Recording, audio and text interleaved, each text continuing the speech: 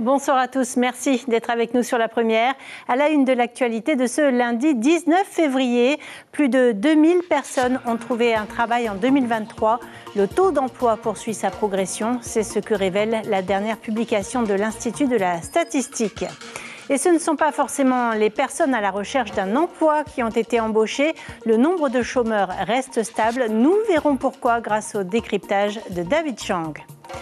Le budget 2024 de l'hôpital a été voté. Il s'élève à 31 milliards de francs, toujours insuffisant pour les syndicats. Mais un collectif budgétaire doit abonder ce budget d'1,7 milliard au mois d'avril. ADT, le gestionnaire de la plateforme de l'aéroport de Tahiti, Fa'aar, envisage d'augmenter ses redevances. Des hausses pouvant atteindre 9% ont été évoquées en commission. Vive réaction du côté des compagnies aériennes déjà déficitaires sur la ligne. Nous ferons le point avec le président directeur général de la compagnie Air Tahiti Nui, Michel Monvoisin, est notre invité ce soir. Enfin, ne manquez pas le 8e et dernier portrait des trophées du sport. Hinatea Marere, professeure de hip-hop et de breakdance, est aussi championne en apnée dynamique. Les chiffres de l'emploi s'améliorent en 2023, c'est ce que révèle la dernière publication de l'Institut de la statistique. La population active augmente et le taux d'emploi progresse pour atteindre près de 56% de la population en âge de travailler. L'ISPF dénombre malgré tout 9600 personnes à la recherche d'un travail. Mélodie Ouhila Moafassione et Mirko Vanfo. 221 Peut-être le numéro qui mettra fin à des semaines de recherche d'emploi. L'espoir partagé par toutes les personnes présentes ce matin au service de l'emploi, de la formation et de l'insertion professionnelle. Des profils, des parcours différents et un seul objectif, sortir du chômage. Il n'y a que cette année, sinon j'avais déjà un travail, j'ai démissionné de mon travail et on m'a orienté vers le CEFI pour pouvoir chercher un autre travail. Aujourd'hui, je suis venu pour une recherche d'emploi dans le jardinage. Voilà.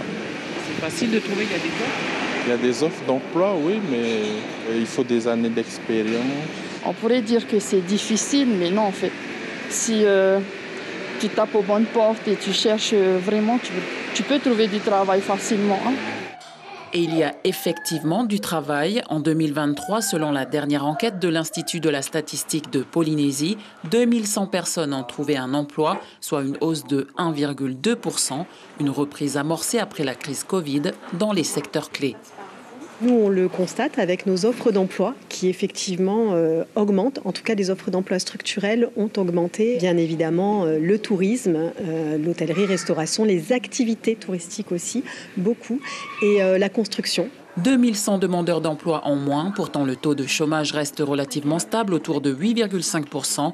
En 2023, quelques centaines de personnes inactives se sont mises à la recherche d'un travail. À côté de cela, on a le nombre de personnes qui sont dans le halo autour du chômage, qui, lui, progresse de 400 personnes. C'est des personnes qui souhaitent aussi quand même un emploi, mais qui soit sont pas disponibles immédiatement, soit réalisent pas des démarches actives d'emploi. Et c'est pour ça qu'elles sont dans le halo et qu'elles ne sont pas considérées comme chômeurs. Une embellie de l'emploi en Polynésie française pour 2023, une tendance qui devrait se poursuivre cette année encore. Et pour mieux saisir les chiffres de cette publication, David Chang est avec nous. Bonsoir David.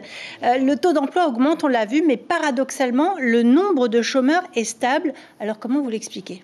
Bonsoir. Alors c'est vrai que le nombre de personnes qui ont un travail a augmenté. Il est passé de 100 800 à 102 900, ce qui représente 56% de la population des 15-64 ans. Ça veut dire également qu'il y a 2100 personnes en plus qui ont trouvé un travail entre 2022 et 2023. Mais il y a un chiffre qui interroge, c'est la quantité de chômeurs. Ici, on parle de la définition statistique du chômeur. Ça veut dire une personne qui n'a pas d'emploi et qui est en recherche active d'un nouvel emploi. Ce chiffre-là n'évolue pas. Il reste de 9600 personnes.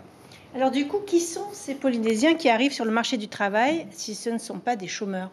Eh bien, en fait, ce sont des personnes qui sortent d'une catégorie que l'on appelle les inactifs ne souhaitant pas travailler. Là aussi, c'est un terme statistique et ça représente les personnes qui sont au chômage, qui ne recherchent pas de travail et qui ne veulent pas travailler. Dans cette catégorie, on compte 2400 individus en moins entre 2022 et 2023. Et cette partie-là de la population est très importante puisqu'elle représente 54% de la population adulte, ce qui représente à peu près 55 000 Polynésiens. Ils ne cherchaient pas spécialement un emploi, mais finalement, ils en ont trouvé un. Quel est leur profil ? Et oui, apparemment, tout vient à point. À qui sait attendre sans chercher. Des chiffres plus précis nous indiquent que ici, nous fait comprendre un petit peu que parmi ces personnes-là, il y a 31% d'étudiants. Il y a également des hommes et des femmes qui s'occupent d'enfants ou de personnes dépendantes. On a également des hommes ou des femmes au foyer. 11% d'entre eux ont des problèmes de santé et il y a une toute petite partie, 7%, qui sont des personnes découragées dans la recherche d'un nouvel emploi. À noter également que depuis 2018, il n'y avait pas eu d'inactifs, enfin la catégorie d'inactifs ne souhaitant pas travailler n'avait pas baissé autant et avoisiner ceux de nos voisins de Nouvelle-Calédonie. D'ailleurs, la Nouvelle-Calédonie et la Martinique sont les deux seuls territoires d'outre-mer qui ont un taux d'emploi plus élevé que celui de la Polynésie, 57% et 59%. Et celui de la France métropolitaine est encore plus élevé, il est de 69%. En tout cas, les disparités hommes-femmes s'atténuent, ça c'est une bonne nouvelle aussi. Et oui, l'écart entre le taux d'emploi des hommes et celui des femmes a baissé. Il est de 11,7 points maintenant. Également, une autre catégorie, on compte moins d'emplois fragiles avec un taux de 13,5%, soit une baisse de 1,5 points. Enfin, une bonne nouvelle pour nos étudiants, puisque le diplôme reste un bouclier efficace face au chômage. Quand on prend par exemple les personnes sans diplôme, le taux d'emploi est de 47%. Et il est quasiment 2 fois supérieur pour les personnes qui sortent d'un enseignement supérieur, 83%, Cybèle. Merci beaucoup David pour toutes ces explications.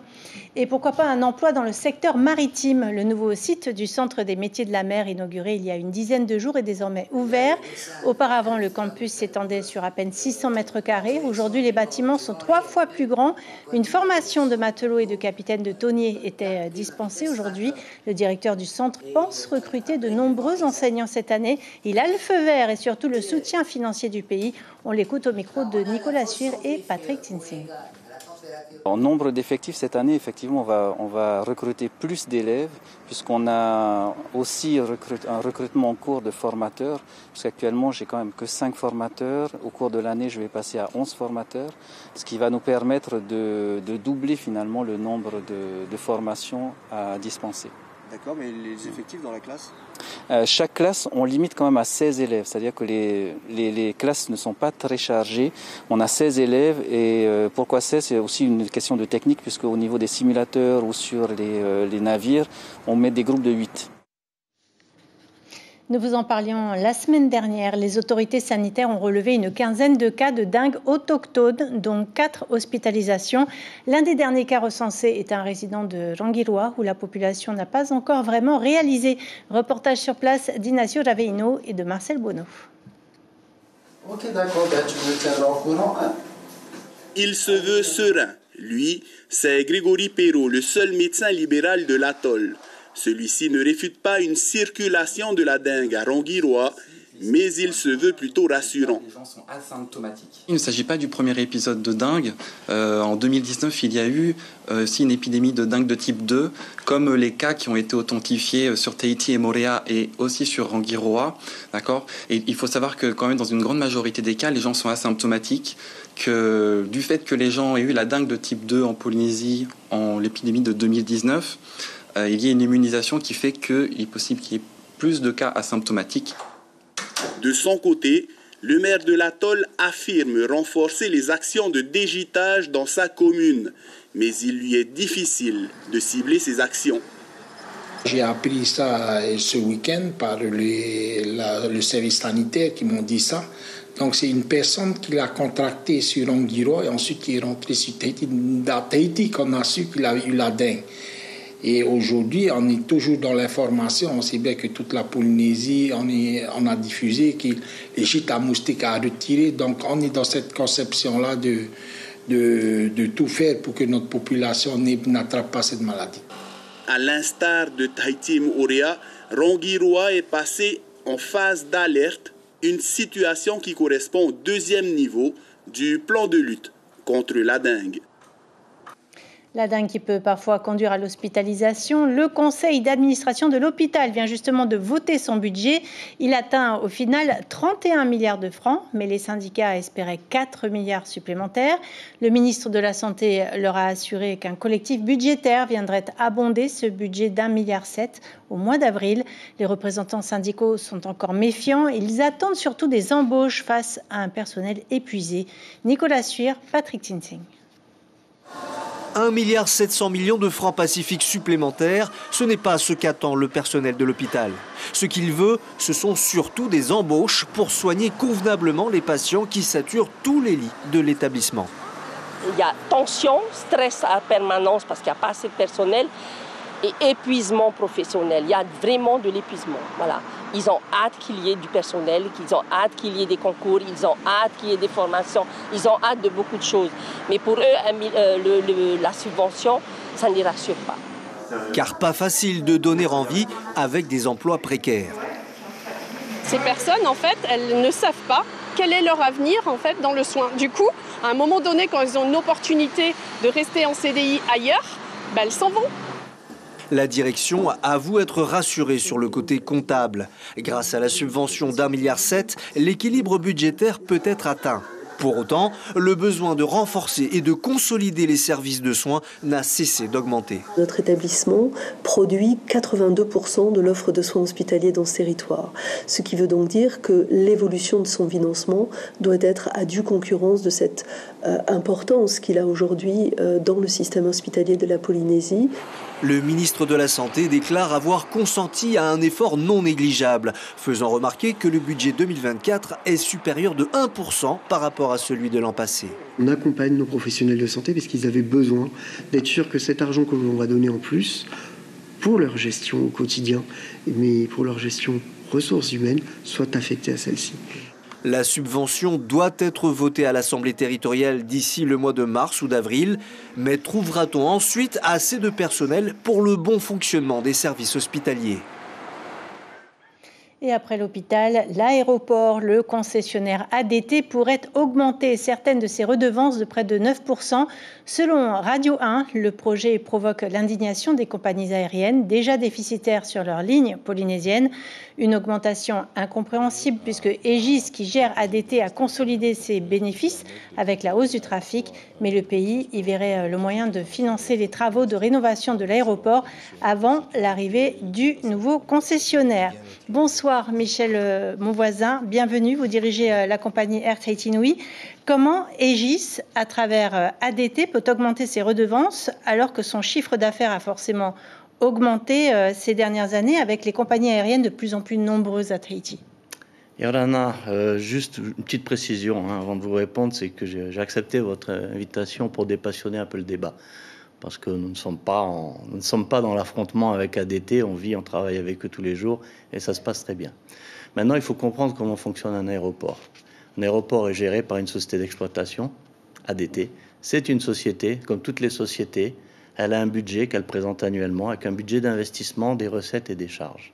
Dans ces recettes, il y a une partie qui concerne ce qu'on appelle des prestations de services publics aéroportuaires, qui sont débattues dans une commission qu'on appelle la COCRO-ECO. Dans cette commission sont représentés, bien sûr, ADT, l'exploitant, mais aussi les utilisateurs, donc principalement les compagnies aériennes.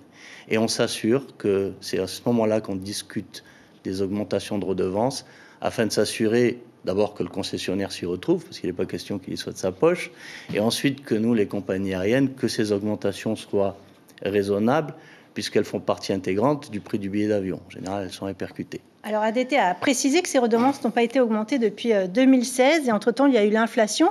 Est-ce que cette augmentation est logique, du coup, vue sous cet angle ? Alors, on n'a pas à porter de jugement sur le fait, effectivement, on comprend qu'ils aient besoin d'une augmentation, qu'on soit clair. La seule chose qu'on a demandé à ADT, c'est qu'il nous a pris un peu de cours. Donc, on n'a aucune de compagnie aérienne concernée n'a budgété ces hausses, puisqu'on a été, la Coco-Eco s'est tenue en janvier. On n'était pas au courant.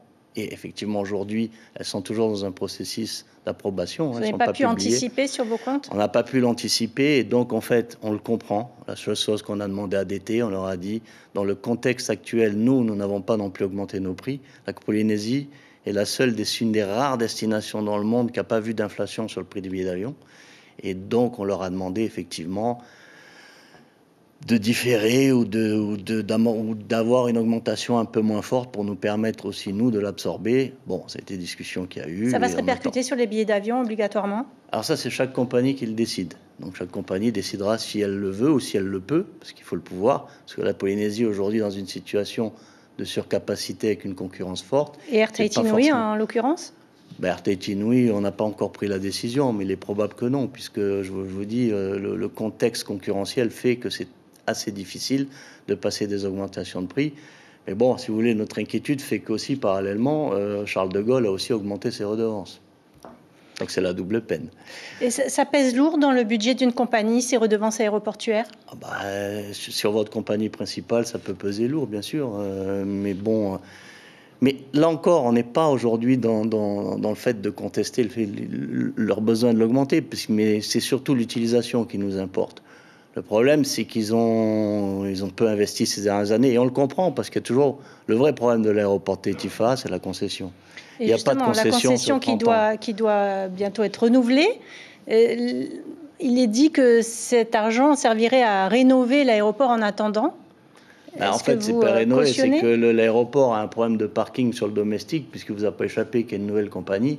Et donc, ces travaux vont aller principalement au parking avion. Je parle du parking avion, ce qu'on comprend. Bon, après, on demande aux compagnies internationales de payer. C'est un autre débat. Mais là encore, en fait, ce qu'on leur a demandé, c'est vraiment de voir si on pouvait surseoir, mais aussi de parler du budget, c'est qu'ils convoquent la Coco-Eco avant le budget, avant le conseil qui arrête les budgets. Pourquoi ? Parce que ça permettrait, et ça c'est en tout cas la position que nous on défend tous les ans, ça permettrait aux administrateurs d'ADT d'avoir l'avis des compagnies avant d'avoir voté le budget. Or bien souvent, ils votent le budget et ensuite la Coco-Eco elle est consultative. Donc ensuite, c'est difficile de leur faire marche arrière, ce qui est compréhensible. Ça devient très technique. Michel Monvoisin, très rapidement, ADT est détenu à 49% par le pays qui est aussi majoritaire chez Air Tahiti Nui. C'est paradoxal tout de même de demander à sa propre compagnie de payer davantage le concessionnaire dont il détient la moitié des parts. Il ne faut pas forcément le voir comme ça, c'est-à-dire qu'ADT, d'abord ils ne sont pas majoritaires, le pays n'est pas majoritaire. L'aéroport appartient à l'État et le pays n'est pas majoritaire dans ADT. 49%? Après, oui, mais il n'est pas majoritaire. Mais après, je pense que le directeur général a eu le talent de faire passer ses budgets, c'est ce que je disais précédemment. Une fois qu'ils ont voté le budget... Comment voulez-vous qu'ils reviennent en arrière lors de la Coco-Eco? C'est bien pour ça que notre demande, elle est vraiment de tenir cette commission avant le conseil d'administration. Merci beaucoup, Michel Monvoisin, d'avoir accepté notre invitation ce soir. Merci. Un policier municipal exerçant à Nukuhiva a été déféré au palais de justice ce matin après avoir été placé en garde à vue. Selon Tahiti Info, l'enquête porte sur des viols sur mineurs de plus et de moins de 15 ans, dont des membres de sa famille. Il est pour l'instant présumé innocent. Du surf maintenant avec la Air Tahiti Rangiroa Pro. Après la cérémonie d'ouverture hier, place à la première journée de compétition. Les conditions étaient idéales, sauf que le courant à la passe d'Avatoru s'est renforcé, obligeant les organisateurs à une pause de 3 heures. 3 nouvelles catégories cette année, les dames en bodyboard et les juniors en surf hommes et femmes. Le comité organisateur espère boucler la compétition en 6 jours. Écoutez le président de la Fédération tahitienne de surf au micro d'Ignacio Raveino et Marcel Bonneau. Ça se passe bien, du beau temps, des bonnes vagues. On a fait un break quand même parce que dès que le courant rentrant arrive, là, c'est un peu difficile pour les surfeurs de rejoindre le pic. Donc on a fait un break et on a repris vers 13h30. Là, il y a eu combien de catégories aujourd'hui? Aujourd'hui, il y a une seule. Aujourd'hui, on a mis pour l'instant, c'est les Open Surf. Mais après, si tout va bien, peut-être on va lancer le bodyboard. Mais bon, là, on va voir jusqu'à quelle heure on peut continuer. Les Tikitoa ont perdu leur dernier match de poule lors de la Coupe du monde de beach soccer à Dubaï. Dominés par l'Iran 5-3, ils conservent néanmoins leur place en quart de finale. Rendez-vous ce jeudi 22 février face à l'Italie. Le portrait d'une athlète hors du commun pour terminer cette page sportive. Hinatea Marere, 37 ans, est professeure de hip-hop et de breakdance. Au fil des ans, cette sportive avertie a découvert une nouvelle discipline en plein essor. Il s'agit de l'apnée dynamique. Immersion avec Turouru Gerard et Arihoete Fafana.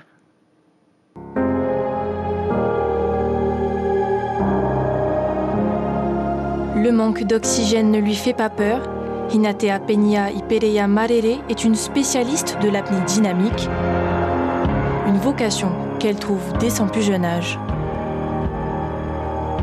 J'ai toujours fait de l'apnée étant gamine, mais plus comme un jeu, en grandissant près de l'océan entre Tahiti et Moorea, pour aller chercher le sable au fond, le tutau quand on allait au surf. Synonyme de liberté, de calme et de paix intérieure, l'apnée lui permet de trouver un équilibre avec son autre passion, le breakdance. À l'opposé de ma première passion qui est le break, à savoir la relaxation, la détente, le calme, et c'est presque un état méditatif.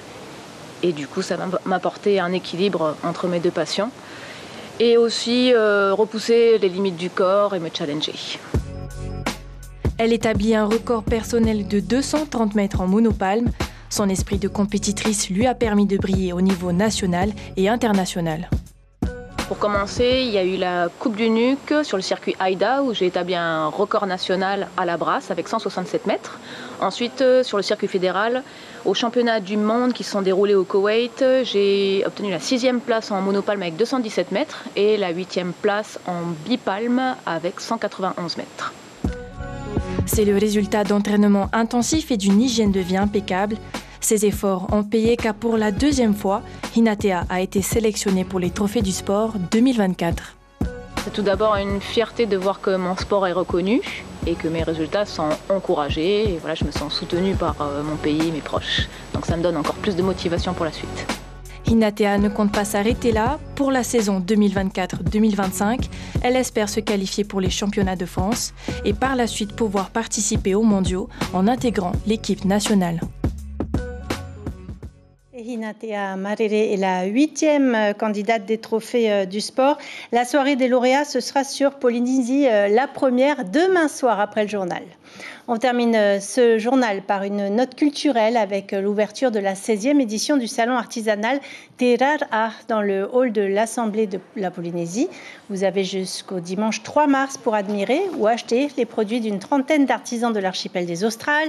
Ils exposent principalement des créations en vannerie, mais aussi en bijouterie traditionnelle et en couture.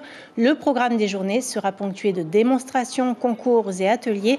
Les détails avec la présidente de l'association, elle répond à Mirko Vanfo. Il y a trop de chapeaux. Ça n'existe plus, dire taupo, hein, taupo, parce que taupo, c'est ça, il y a la tête et tout ça. Hein. Alors que je suis un peu désolée, hein, et puis je suis malheureux. Je pense à notre avenir. On dit, la génération de maintenant, il va tout court comme ça. Il ne pense pas à venir, hein, parce qu'avec nous, que les ancêtres nous ont laissé, c'est comme ça.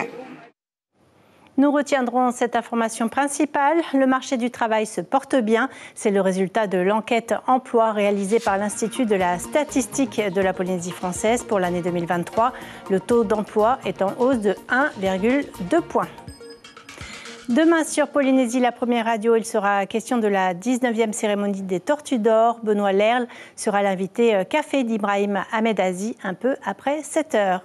À la une de Tahiti Info, demain, la société Hello Scout victime d'une série de vols. On arrive au terme de cette édition. Merci d'avoir été avec nous. Passez une excellente soirée. Rendez-vous demain à midi et à 19h sur la première.